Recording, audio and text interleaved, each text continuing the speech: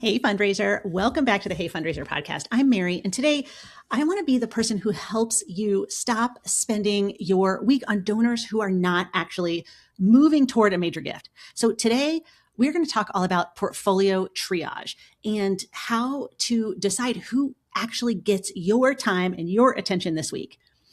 You might be thinking, Mary, that sounds kind of harsh, but let me lovingly say to you that triage isn't harsh.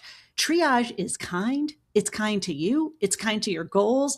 It's kind to your donors because it helps you show up with focus instead of like frantic energy.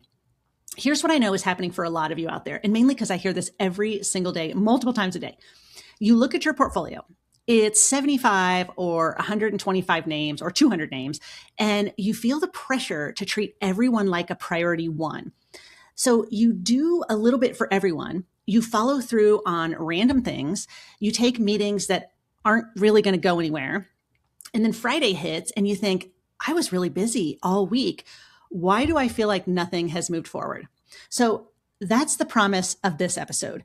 By the end, you're going to know exactly how to pick the right donors to focus on this week. You're going to know what to do with everyone else, and you'll have scripts to kind of make it easy. So let's start with the truth no one wants to say out loud. In major gifts, the scarce resource is not donors.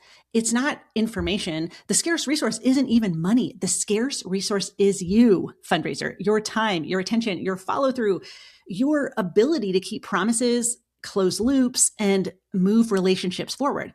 So portfolio triage is simply the act of saying, given my time and my goals, who am I going to move forward today and tomorrow and this week? Because if you try to give everyone equal attention, what you actually do is give everyone inconsistent attention. And inconsistent attention creates stalled donors, stalled proposals, stalled momentum. And I want to say this very clearly. Triage is not you being lazy. It's you being strategic. So here's a quick story. I once worked with a major gift officer who had around 160 prospects in her portfolio. And they were great people. She was a hard worker. She's very conscientious. She cared. And she was drowning in prospects. And she said to me, Mary, I feel like if I don't keep up with everyone, I'm going to miss like a big gift. And here was my response to her then. Here's my response to her now. You're missing the big gift right now because you're too busy maintaining polite relationships with people who are not engaging. The big gift comes from depth, not diffusion. So that's what triaging your portfolio gives you. It actually gives you depth. And that's what we need, fundraiser. So here's a simple framework. You're going to categorize your portfolio into 3 groups. So priority 1, these are people we can move now. These are the donors that you are actively going to get in touch with this week, move them toward a gift this week. Typically, it's just 5 to 10 people. These are your best prospects, the warmest prospects in your portfolio. And priority 1 prospects have at least 2 of these signals that I'm going to give you. 1, they're responding and they've been recently engaged. Like it hasn't been 3 years since you talked to them. 2, there is a clear opportunity for you, right? You can get a meeting, you have a proposal, there's a renewal, you want to talk to them about an upgrade, you want to make an ask in the next 6 months. Like there's just an opportunity on the horizon with this person. 3rd is there's a bit of time sensitivity. So this means like decision windows coming up, your fiscal year is coming up, maybe a program timeline, year end, a life event, just some sort of time sensitivity that you are aware of in your world or the prospect's world. And 4, you already know the next step and it's not a mystery. You don't have to plan a whole slew of things to get them to the gift. You're a few steps away from securing a major gift. So priority 1 is, it's not, my priority 1 are my wealthiest donors. Priority 1 is my top most movable donors this week. Okay, so as I'm talking, you're probably thinking, okay, here's my top 5, 8 priority 1s. Great. I hope you're doing that right now. Okay, let's go to priority 2. These are the ones you want to really cultivate with intention. These are donors, prospects with potential, but they're not at a decision point right now. So typically this is 10 to 25 prospects or donors. And here are some telltale signs that they're kind of next on the horizon. So one, they have capacity and or history with your organization, but the relationship is still developing. Secondly, there's interest, but it's not fully shaped into an opportunity yet. Or third, they need discovery. You need to build trust with them. You need to understand where their values are. Like it's not the warmest of the warm relationships yet, but what they need is consistent, intentional touches. Okay, so we've got priority one, right? These are people you're going to call this week. We've got priority two. These are people that you want to contact in the next 2 to 3 weeks. Then we have priority three. Priority three is where you're going to either maintain these or you're just going to bless and release. Fundraiser, if you've listened to any of my podcasts or looked at my YouTube videos, I mean, anything, you know, I'm a pretty hardcore bless and release person. Like I typically reach out 3 or 4 times to a prospect.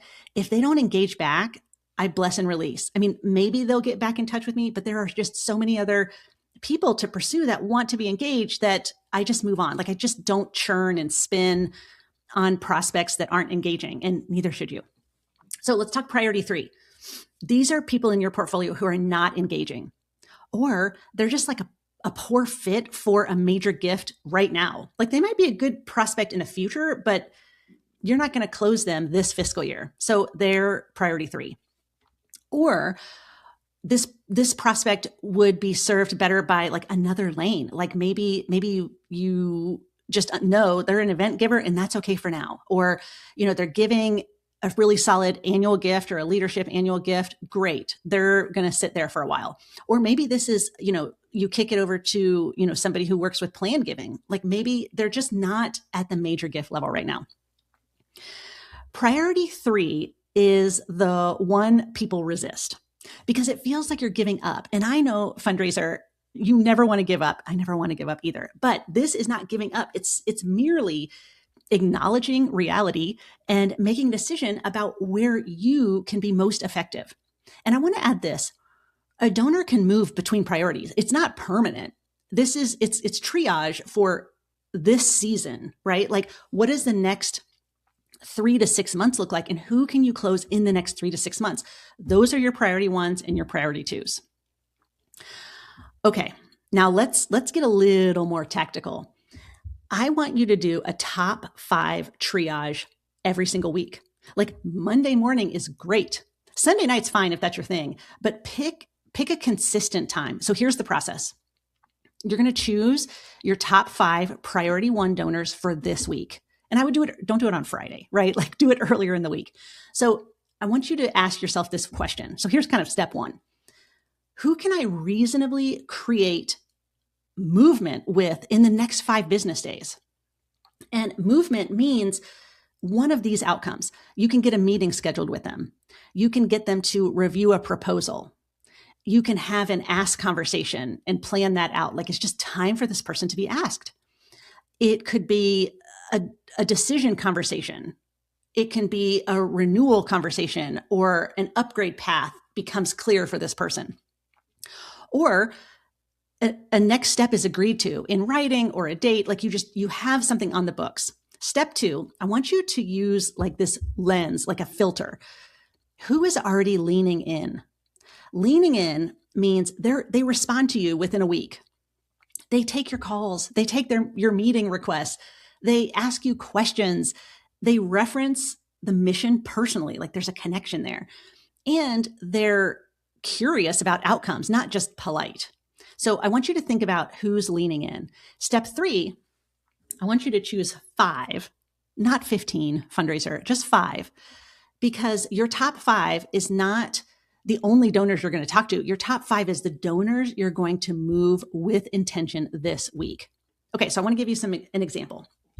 So imagine your portfolio includes donor A. Okay, donor A, you've met twice, you've asked about funding needs, and this donor has said, send me something. Okay, that's donor A. That's a good person to move this week. Donor B gives $1,000 every year. She likes your posts on social media. She never really takes meetings with you. Okay, so that's donor B. Probably maybe a priority 2 or 3. And then you have donor C. This is a major donor. They say they're evaluating year-end giving. They're thinking about what's on the horizon. That's an interesting prospect. I would probably put them in my priority 1. Donor D has capacity, but you've reached out 6 times and you've gotten no response. Fundraiser, I know they have capacity, and it's the hardest thing in the world to let a prospect go that has like big capacity, because you think, oh my gosh, they can make such an impact. However, fundraiser, if you've reached out 6 times and you've gotten no response, I personally would bless and release, keep them in your communication loops, but I would put them as a priority 3. And then donor E, I'll just, as the last example, this is a longtime donor. You've got a meeting booked for next week. That's a great prospect. I would put them as a priority 1. So as you can see, like, there's a big difference between who gets your attention this week. These are people who are engaged. These are people who are making gifts. And these are people who you can close in the next 1 to 6 months. Priority 2 depends on engagement. Like, they're still engaged, but you might need to spend more time with them. You might need to understand more about what kind of change they want to make in the world and how you can match that change back to some of your programming. But they're still on your radar and you're still engaging them. Priority 3 is really, you can keep them on your list, but until something changes, I would not spend much time on them, fundraiser. So this is how you stop confusing potential with priority. Okay, now the big question is, what do you actually do with each of these groups? Okay, so priority 1, you want to move them today. These donors get direct outreach designed to create a decision, a meeting, or just some sort of defined next step. So with priority 1, if you're going to request a meeting, you could say something like this. Hi, Tim. I've been thinking about what you shared around your family and how they've dealt with drug addiction in the past. And I'd love to connect for 20 minutes and show you what's taking shape for our new programming that is exactly targeting individuals that have, been where your family has been. Are you open to a call next week? Easy breezy. Okay. You could also do a proposal follow-up, and you might say something like, hi, Sandra, I wanted to follow up on the proposal I sent over. Would it be helpful to talk through it together and decide what level feels right for you? And just let them respond. But what you're doing is you're moving them closer to a decision. You're also being quite supportive. Now, for priority 1 people who you just need a decision conversation with them, you could say something like this. Hi, Gretchen. As you think about your giving over 2026, would you be open to a conversation about what an investment could look like to fully support program X, which I know you care deeply? So you notice what I'm doing. I'm not checking in. I'm inviting to a very specific next step. In fact, I highly recommend that you don't, I'm doing air quotes for those on the podcast. I highly recommend that you don't check in. Checking in just is very kind of loosey-goosey. You want decisive action with decisive next steps. Okay, so those are some scripts and things I would use for priority 1 donors this week. So priority 2, these are people you want to cultivate. You might not be closing them in the next, handful of months, but they're on your radar and you do want to close them kind of next. So these donors might get lighter touches this week, but still very purposeful. So your goal is to learn something new. Like, what do they want to make? What change do they want to make in the world? What do they care about? You also want to do something that's going to increase trust. You want to increase the relevancy of your organization in their life, and you also want to increase engagement. So here are some potential things that you could say to priority 2 donors. So you could say, hi, Maureen. I saw, and then insert a relevant update here. And it made me think of you because of your interest in this topic. would you like a quick update on how things are going? So you can do this on the phone. You can do this via email. You can do this via text and try to get a meeting on the books. Like, what you're doing is you're trying to align what they care about with the programs you offer. So another script would be, hi, Eric, quick question for you. When you think about the causes you support, what kind of impact feels most meaningful to you right now? So this is one that you would want to send in an email, but it's more about discovery. You want to understand what makes them tick, what's important to them today, maybe not what's important to them 5 years ago or 5 years from now, but today. So that has gotten me so many interesting conversation starters with prospects that I didn't know too well, but I knew I could move them in the next, maybe 6 to 12 months toward a gift. Okay. And then another script would be like a low lift invitation.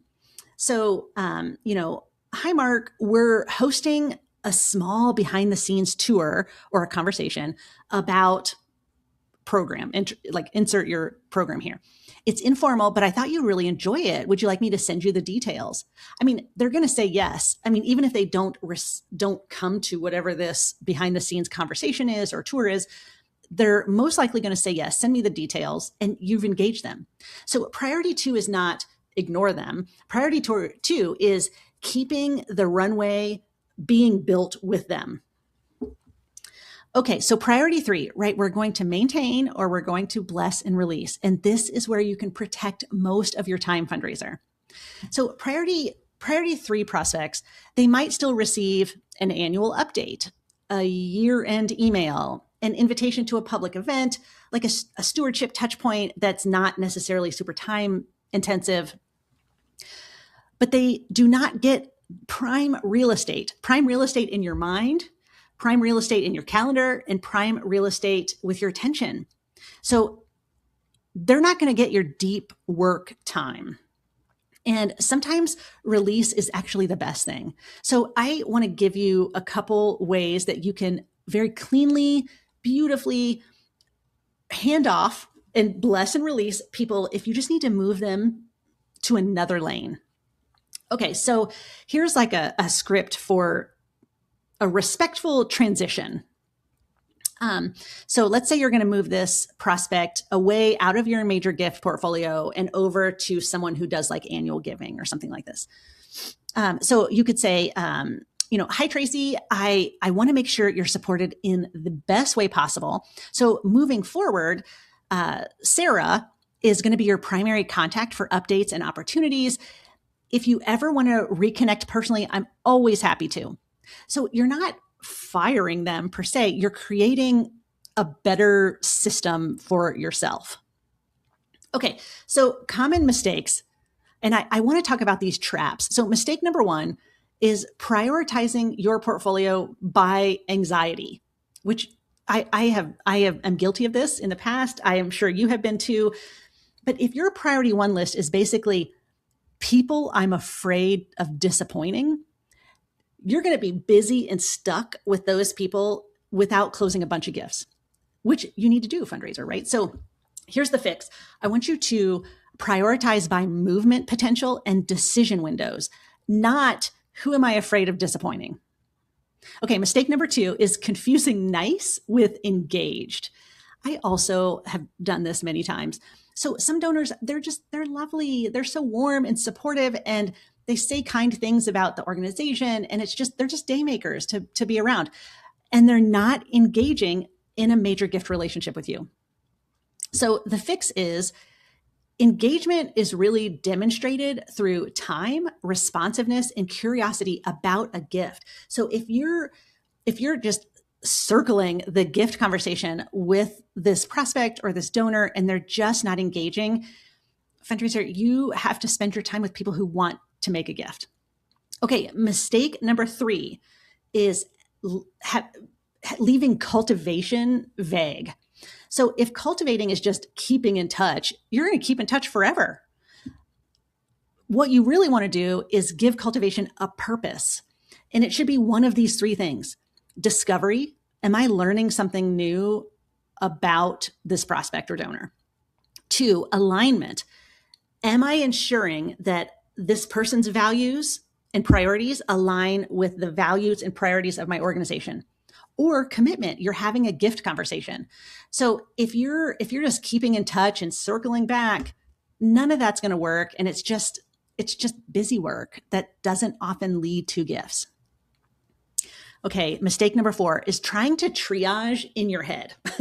So if it's not written down, it will become emotional and inconsistent. And I only know this from past experience. So what I do is every week I have a top 5 and I write down the next step for every single one of those 5. And so it's really purposeful, it's intentional, and you're moving people from one step to the next. And then last mistake is really having no follow-up system. So you really can't build momentum, like major gift momentum, if every week you're starting over. So Friday, I want you to close loops. Monday, I want you to choose 5 and repeat every week. And sometimes those 5 will be some that are from the previous week. Sometimes there'll be new people that you're trying to put into your portfolio. But every week, I guarantee if you're reaching out to 5 of the best, warmest, engaged prospects that are actually moving toward a major gift, your fundraising results will skyrocket. Okay, so let's put this into context. Let's make it real. So here is your weekly triage plan. On Monday, you're going to spend 20 minutes. I want you to pick your top 5 priority 1 prospects or donors. And I want you to write down the next step for each. So you're going to decide what movement looks like by Friday. Okay. Again, purposeful, intentional. Tuesday through Thursday, you're going to reach out to these people. Like I literally block time on my calendar for priority 1 donors. I want you to be scheduling meetings, writing proposals. Confirming decision conversations, thinking about, is this prospect, am I in discovery? Like what's going on and how can I move them closer toward a gift? I also want you to do some deep work Tuesday, Wednesday, Thursday. So this could be strategy prep. It could be really thinking about what is the best way that I can put forth a proposal that this person is going to salivate over. Or you can, so designing that, thinking about your ask, really, maybe drafting that proposal. It could be role playing with a colleague, like deep work to get you closer to the ask. So that's Tuesday, Wednesday, Thursday. And then on Friday, I want you to spend 15 minutes closing loops with prospects, a little bit of follow-up. And again, if you're not hearing back, you're blessing and releasing, moving on. I want you to log your notes in the database. Super important. Once you get this stuff out of your head and into the database, you don't have to carry it around. And carrying things in your head makes you scattered. Also, like you're doing follow-ups, you're noting next steps. If you do these things every week with your priority 1 donors, and you do the Monday, Tuesday, Wednesday, Thursday, Friday cadence, you're going to stop guessing. You're going to stop reacting. And what you're doing is building a major gift system. So fundraiser, we covered a lot today. If you want help installing this into your real life, your real portfolio, your real schedule, your real goals, I want you to watch a webinar that I filmed. The link is below. It's a 60-minute training that walks you through the entire 4-part system. And it's going to show you how to create major gift momentum without relying on, or being scattered. So I'll put the link below. All right, fundraiser, your work matters. Your time matters. Go triage your portfolio and move the right donors forward this week.